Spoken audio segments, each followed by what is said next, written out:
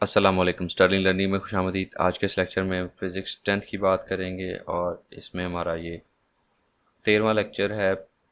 12वें lecture में हमने इसकी अल्ट्रासाउंड के यूजेस और अल्ट्रासाउंड और ऑडिबल फ्रिक्वेंसी रेंज के बारे में पढ़ा था और हमारा ये चैप्टर एंड हो गया था। अब आज के इस लेक्चर में हम इसकी समरी को देखेंगे, एमसीक्यूज़ को, रिव्यू क्वेश्चंस को और कंसेप्चुअल क्वेश्चंस को न्यूमेरिकल से पहले पहले। ठीक है, न्यूमेरिकल से पहले पहले हम ये सवाल सारे सॉल्व करेंगे।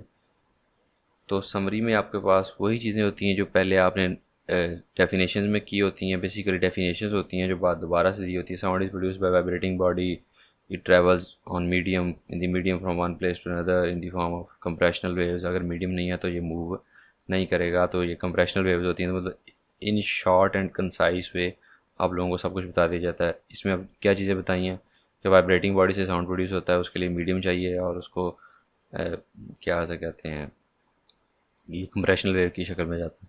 तो तीनों प्रॉपर्टीज़ इकट्ठी कर। लाउडनेस क्या होता है, sound by which loud and फेंट वॉइस के बारे में, साउंड के बारे में पता चलता है और ये किस पे डिपेंड करता है, सरफेस एरिया पे, एम्पलीट्यूड पे, डिस्टेंस पे।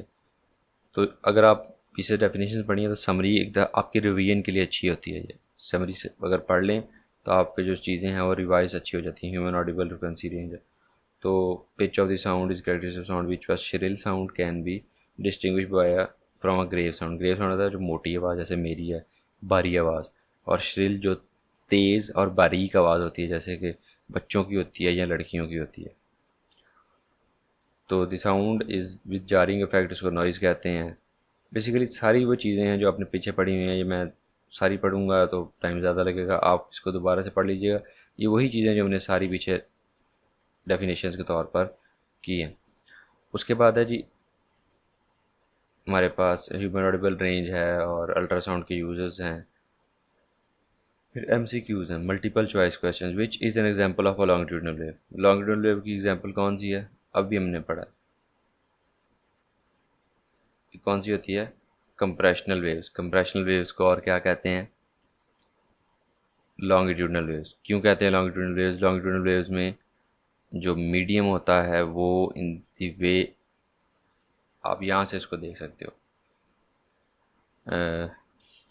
ये the particles of the medium, page number 9 के ऊपर। Medium move back and fourth along the direction of propagation. और जो साउंड वेव्स है उसमें क्या होता है, कभी आवाज़ इकट्ठी हो, कभी वो जो मॉलिक्यूल्स हैं वो इस तरह से इकट्ठे हो रहे हैं और कभी खुले हो रहे हैं, कभी इकट्ठे हो रहे हैं, कभी खुले हो रहे हैं।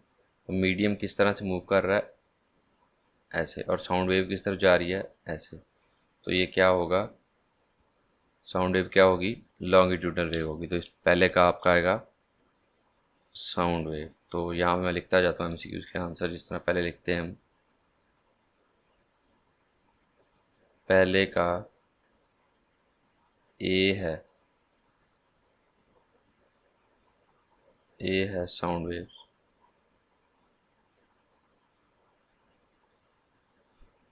दूसरे का देख लें, how does sound travel from its source to your ear, by changing air pressure, by vibrating in wires और strings, by electromagnetic wave, by infrared ray. अब आपके, जब मैं बोल रहा हूँ तो आपके कानों तक आवाज़ जा रही है, तो ये यूट्यूब के ज़रिए से, जब यूट्यूब पे चल रही है, स्पीकर में चल रही है, आपके कान से स्पीकर तक कोई तार लगी हुई है, मतलब सिर्फ तार। एक तो ना हेडफोन, हेडफोन भी स्पीकर होते हैं आपके कान में लगे होते हैं, लेकिन आपने बड़े स्पीकर लगाए हैं क्या, उस वहाँ से कोई तार आपको नज़र आ रही है आपके कान में जा रही है, नहीं। स्पीकर अलहदा पड़े हुए हैं, आप जिधर मर्जी मूव करें आप अलहदा फिर रहे हैं। तो क्या हो रहा है, वो एयर प्रेशर को चेंज करके कभी कंप्रेशन और कभी रेयरफेक्शन से आपके कानों तक पहुंच रही है। तो इसका भी आपके पास ए ही आएगा, bye changing air pressure sound. और ये इलेक्ट्रोमैग्नेटिक वेव्स नहीं है, क्योंकि इसके मीडियम अगर ख़त्म कर दें, पीछे हमने देखा था जो बेल वाली एग्जांपल थी कि एयर को अगर बंद ख़त्म कर दें तो साउंड गुजरता ही है। तो ये इसको मीडियम की ज़रूरत होती है। तो इलेक्ट्रोमैग्नेटिक वेव्स वो होती है जो मीडियम को रिक्वायर नहीं करती। By changing air pressure. सही देख लें जी, which of form of energy is sound. Electrical है या मैकेनिकल है या थर्मल है या केमिकल है। इलेक्ट्रिकल एनर्जी में चार्जेस की मूवमेंट होती है, तो क्या इसमें चार्जेस की मूवमेंट हो रही है? नहीं। थर्मल में हीट की मूवमेंट होती है, क्या इसमें हीट की मूवमेंट हो रही है? नहीं। केमिकल जो है वो उसके अंदर कोई केमिकल चीज़ होती है। साउंड ज़रूरी नहीं, साउंड पानी के अंदर भी चला जाता है, साउंड जो है वो एयर के अंदर भी चला जाता है, साउंड एसिड के अंदर भी चला जाता है। तो केमिकल नेचर नहीं है इसकी, इसकी नेचर है मैकेनिकल। तो बी मैकेनिकल, मैकेनिक्स के ज़रिए से, मूवमेंट के ज़रिए से ये आप तक पहुंचती है by compression and rarefaction, ये सारी मैकेनिकल के अंदर आती हैं। Astronauts in space need to communicate with each other by radio links because sound waves travel very slowly in space, sound waves travel very fast in space, sound waves cannot travel in space। Space में क्या है आपके पास?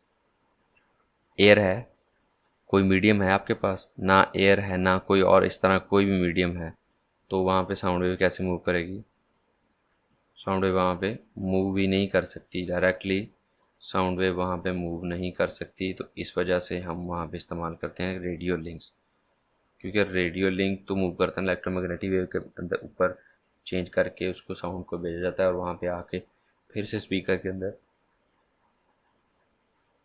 आपके कानों में वो आवाज़ change हो जाती है। तो sound waves can not travel in space, यहाँ पे कैन नॉट ट्रैवल लिखते हैं।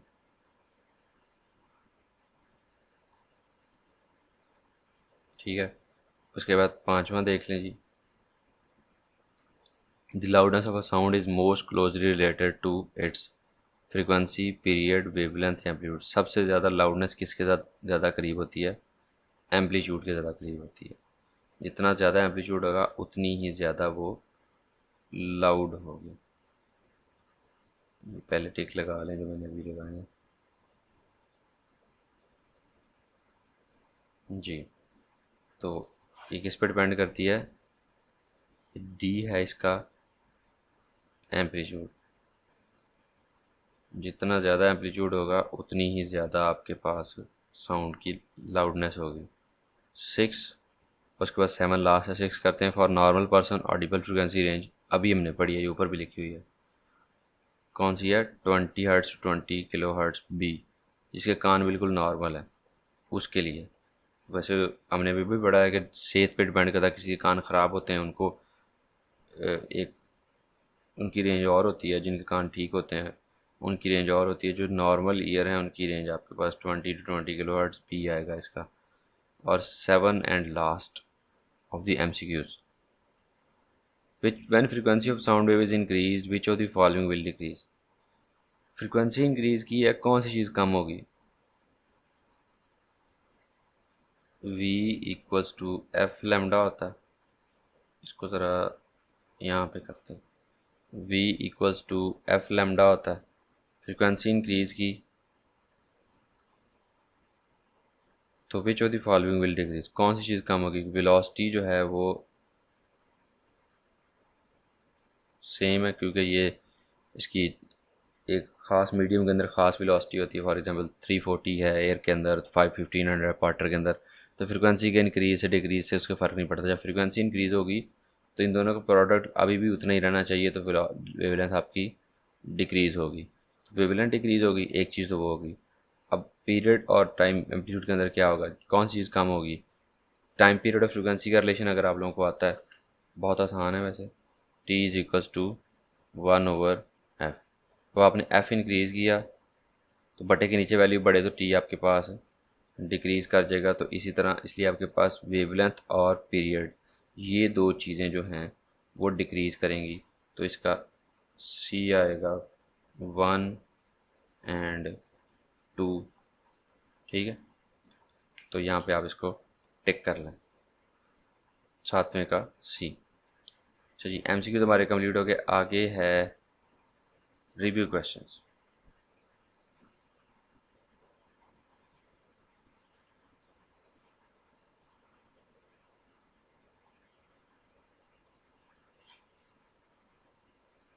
What is the necessary condition for production of sound? क्या होती है नेसेसरी कंडीशन? ये शुरू में आप लोगों को बुक के अंदर मिल जाएगा साउंड की प्रोडक्शन के पहले। तो इसको क्या चाहिए, sound is produce by vibrating body, body vibrate करनी चाहिए सबसे पहले, और दूसरा इसके दरम्यान में मीडियम होना चाहिए। Sound waves requires medium longitudinal sound, यहाँ पे ये है साउंड वेव को प्रोड्यूस करने के लिए क्या चीज़ चाहिए, एक तो मीडियम चाहिए वाइब्रेटिंग, और दूसरा आपके पास मीडियम होना चाहिए जिसके ज़रिए से एक तो सोर्स होना चाहिए जिसको वाइब्रेट करना है, जिसके अंदर वाइब्रेशन पैदा होगी और साउंड पैदा होगा, और दूसरा मीडियम होना चाहिए। तो साउंड वेव की कंडीशन प्रोडक्शन के लिए क्या होनी चाहिए, 11.1 का आंसर है कि आपके पास रिव्यू क्वेश्चन हैं कि आपको याद हुए हैं कि नहीं हुए, आपको चैप्टर अच्छा तरह से आता है या नहीं आता। तो ये क्या होगा, नेसेसरी कंडीशन, एक तो मीडियम, एक तो सोर्स वाइब्रेट करेगा तो साउंड पैदा होगा, सोर्स वाइब्रेशन एंड मीडियम होगा दरमियान में तो साउंड ट्रैवल करेगी, अदरवाइज वैक्यूम के अंदर साउंड ट्रैवल नहीं कर सकती।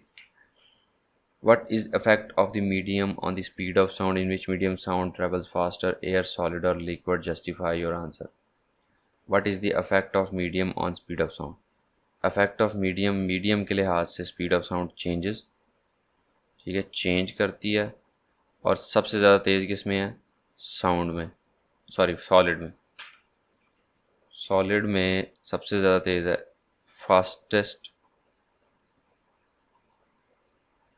In solid. तो जस्टिफाई करने के लिए मैं एक छोटी सी फिगर बनाता हूँ यहाँ पे। एयर में नंबर ऑफ मॉलिक्यूल्स जो हैं वो थोड़े दूर दूर होते हैं, ये मॉलिक्यूल्स हैं, ठीक है, एयर के मॉलिक्यूल्स हैं ये। तो एयर के मॉलिक्यूल्स दूर दूर होते हैं इस तरह रैंडमली। अब मैंने यहाँ से साउंड प्रोड्यूस किया है, यहाँ पे एक बंदा बोल रहा है, थोड़ा एलियन टाइप बंदा है, ये साउंड प्रोड्यूस कर रहा है। तो जब ये साउंड प्रोड्यूस करेगा तो ये एयर के मॉलिक्यूल्स दूर दूर हैं, इनमें कंप्रेशन और रेयरफेक्शन पैदा करने में थोड़ा सा टाइम ज़्यादा लगेगा, क्योंकि उनको दूर दूर वो आपके मॉलिक्यूल्स हैं तो उसको ज़रा करीब लाने में थोड़ा सा टाइम लगेगा। इसके मुकाबले में अगर लिक्विड की बात करें तो उसके मॉलिक्यूल थोड़े ज़्यादा करीब करीब होते हैं इसकी निस्बत, एयर की निस्बत। तो यहाँ पे जब साउंड प्रोड्यूस होगा तो ये जो है जल्दी एक से दूसरे में ट्रांसफ़र होगा विद रेयरफेक्शन, क्या कहते हैं, कंप्रेशन रेयरफेक्शन, या दूसरे उससे कर लें आप, जिस तरह साउंड वेव की ट्रैवलिंग के साथ। तो लिक्विड में फास्ट होगा, लेकिन अब सॉलिड में देखें, सॉलिड में आपके पास मीडियम के पार्टिकल बिल्कुल एक दूसरे के साथ पैक टुगेदर होते हैं इस तरह से।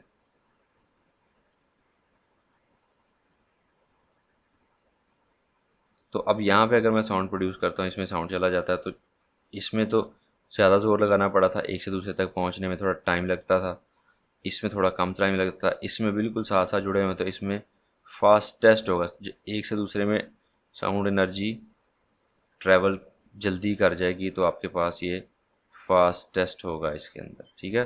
इसकी जस्टिफिकेशन करनी है depending upon the it's making. Air में कम थोड़ी दूर दूर, लिक्विड में थोड़े ज़्यादा करीब, सॉलिड में बहुत ज़्यादा करीब, मॉलिक्यूल्स की वजह से ये ट्रैवल करता है तेज़। Okay, how can you prove that mechanical nature of a sound is by a simple experiment. Mechanical nature of the sound bye simple experiment, ये यहाँ पे आपको एक्सपेरिमेंट दिया। मैकेनिकल वेव्स हैं, ये ट्रैवल करती हैं बाय मीडियम। मैकेनिकल वेव्स वो होती हैं जिनको मीडियम की रिक्वायर्ड होती है। तो sound requires unlike light waves, इसको साउंड, ये वाला जो आप प्रोजेक्ट करोगे तो ये आपको, इससे आपको पता चल जाएगा ये मैकेनिकल वेव्स है। मैकेनिकल वेव्स और electromagnetic waves, electromagnetic waves do not require a medium, mechanical waves require a medium. तो ये जो आपके पास टॉप एक्टिविटी है ऑन 21 पेज, उसको आप कर लोगे तो आपके पास आप इससे इसको जस्टिफाई कर लोगे। 21 पेज के ऊपर आपके पास एक्टिविटी है, वो आपने करनी है। What do you understand by longitudinal wave? Describe the longitudinal nature of the sound. Longitudinal wave क्या होती है? जो कंप्रेशन और रिफ्रैक्शन से जाती है और साउंड भी इसी तरह से जाता है। उसकी आपने पेज नंबर 21 के ऊपर इसका आंसर है। 21 पेज पे, इसका भी 21 पेज पे आंसर है। तो वहाँ से आप देख सकते हो। वैसे भी आप मैंने यहाँ पे जो बनाया हुआ है कंप्रेशन रेयरफेक्शन, कंप्रेशन रेयरफेक्शन, ये लॉन्गिट्यूडनल वेव्स है। मीडियम भी, ये इसका आंसर मैंने अभी दे दिया आपको पिछले में एमसीक्यूज करते हुए। Sound is a form of wave, list at least 3 reasons to support the idea that sound is a wave. 3 reasons देनी है हमने कि साउंड जो है वो एक वेव है। साउंड वेव्स एक जगह से दूसरी जगह जाते हैं without actual contact, actual contact के बगैर जाती हैं। एक रीज़न ये हो गई। दूसरी हो गई आपके पास कि it requires medium.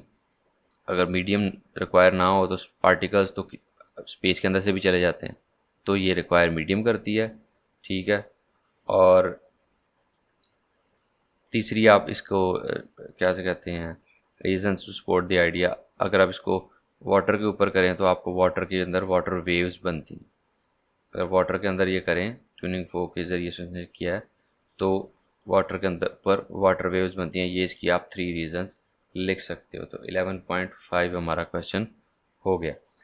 We know that waves manifest phenomena of reflection, diffraction and diffraction. Does sound also manifest these characteristics? Yes, sound also manifests these characteristics. Sound does that.